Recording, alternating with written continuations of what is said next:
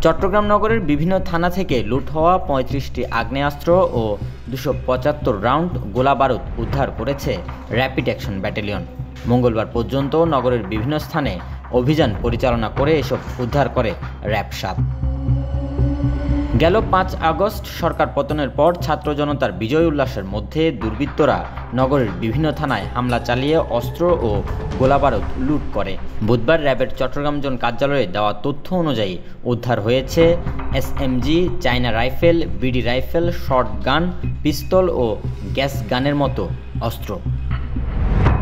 উদ্ধারকৃত অস্ত্র, গোলাবারুদ এবং অন্যান্য সরঞ্জামাদি চট্টগ্রাম মেট্রোপলিটন পুলিশের উপপুলিশ কমিশনারের কাছে হস্তান্তর করা হয়েছে বলে জানিয়েছেন র্যাব-৭-এর সিনিয়র সহকারী পরিচালক মোহাম্মদ শরীফুল আলম।